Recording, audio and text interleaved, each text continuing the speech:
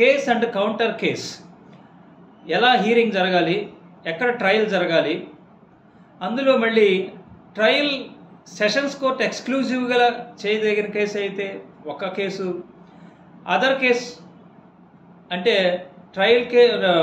Trial sessions కోర్టే కాకుండా మిగతా కోర్టులు కూడా చేయదగినటువంటి అఫెన్సెస్ ఇంకొకటి. ఈ రెండు, ఒకటి కేసు, రెండోది counter case. In such a case what is the situation? One case is exclusively tribal by sessions case, one is not so mandatory, it can be tried by any other court. In such a case what is the position? Recently the Andhra Pradesh High Court also asked a question in JCJ exams 2024. So regarding that, we have to understand first point that there is no specific provision to deal with this type of situation in CRPC from the beginning. Even before 1861, not before 1861 CRPC, 1872 CRPC, any other CRPC doesn't contain any provision regarding this. Then the first case is 1929 in Krishna Pannadi case. One case is there.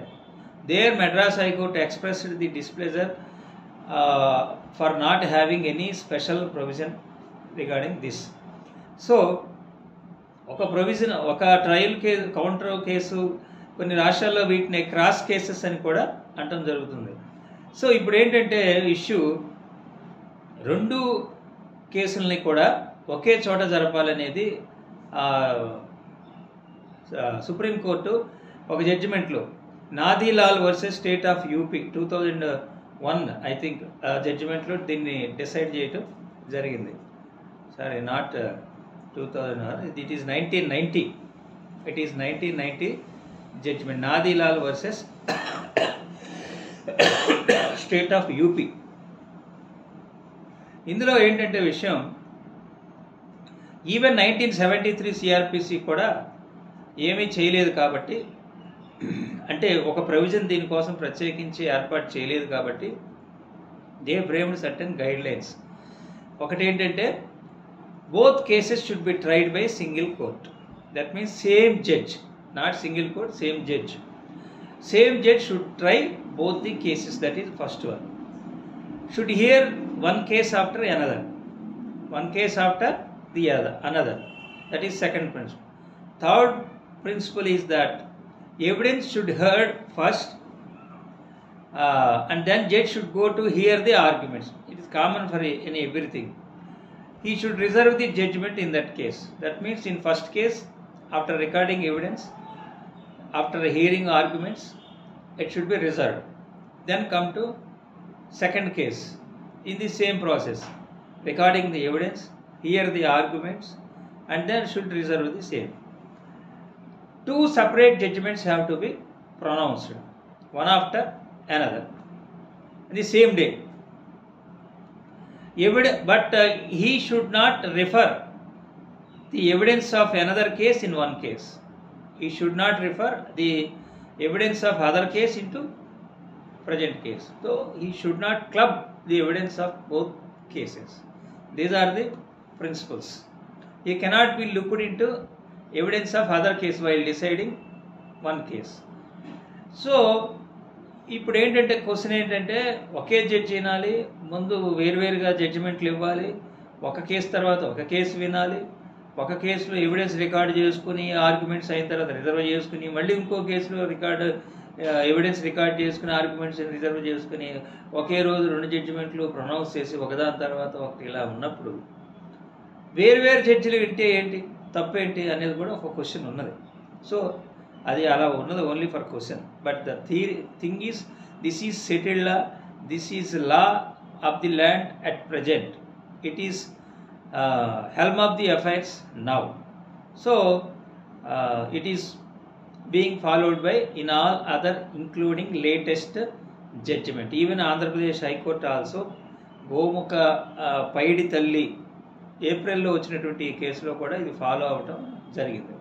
But high court ఏం చెప్పిందంటే, prosecutor cannot be the same person, prosecutor must be different అని చెప్పడం జరిగింది. ఇది principles. Case and counter case ఉంటే రెండు ఒకే judge వినాలి. These are the principles to be followed. అయితే ఒక case triable by sessions exclusively triable by sessions case, another case is not that, అంటే it can be tried by magistrate. If this is the situation, what is to be done? This question also asked in the latest judgement. దీనికి correct case ఏంటంటే Sudhir versus state of Madhya Pradesh. This is 2001 case, I think. Yes, Sudhir versus state of Madhya Pradesh case. ఈ కేసులో ఖచ్చితంగా ఈ సిచ్యువేషనే వస్తుంది. ఒక encounter జరుగుతుంది, ఆ ఎన్కౌంటర్లో 307 ఒకళ్ళు పెడతారు, 307 కాకుండా అదర్ కేసెస్ ఇంకొకళ్ళు పెడతారు. అంటే ఇద్దరు ఎఫ్ఐఆర్ రిజిస్టర్ చేస్తారు. ఒకటే రెండు ట్రైబల్ బై మ్యాజిస్ట్రేట్ 307 కాబట్టి ఆ మ్యాజిస్ట్రేట్ ఎవరి దగ్గర అయితే ఛార్జ్ షీట్ వేస్తారో ఆయన ఏం చేస్తాడంటే సెషన్స్ కోర్టుకి పంపిస్తారు. సెషన్స్ కోర్టు ఏం చేస్తారంటే after hearing framed charges in one case, that is 307. In another case, after hearing that trial court, sessions court did not frame charge under section 307 and other sections it was framed. So 307 is not there. So the necessity of exclusively tribal by sessions court is not arised. So ఇప్పుడు ఏం చేస్తుంది ఆ sessions court? ఒకటి ఎక్స్క్లూజివ్గా తను చేయాలి, ఇంకోటి తను చేయాల్సిన అవసరం లేదు కదా. అందుకని ఛార్జ్ ఫ్రేమ్ చేసి చీఫ్ జ్యుడిషియల్ మ్యాజిస్ట్రేట్కి ట్రాన్స్ఫర్ చేయటం జరుగుతుంది. సో ఇప్పుడు ఈ సిచ్యువేషన్లో 307లో ఎవరైతే ఛార్జ్ ఫ్రేమ్ చేయించుకున్నారో accused, they approached the high court. వాళ్ళు రివిజన్ వేసి మమ్మల్ని 307 పెట్టారు, వాళ్ళని పెట్టలేదు, వాళ్ళ మీద కూడా పెట్టుకున్నారు. అదేదో అట్లా పారిటీ అనేది ఇందులో ఉండదు. ఏ కేసులో అయితే వచ్చిన ఫ్యాక్ట్స్, మెటీరియల్ ఫ్యాక్ట్స్ని బట్టి ఆ కేసులో చేస్తారు తప్ప పారిటీ అనేది నీకు పెట్టారు కాబట్టి వాళ్ళకి కూడా 307 పెట్టాలని లేదని హైకోర్టు డిస్మిస్ చేస్తుంది.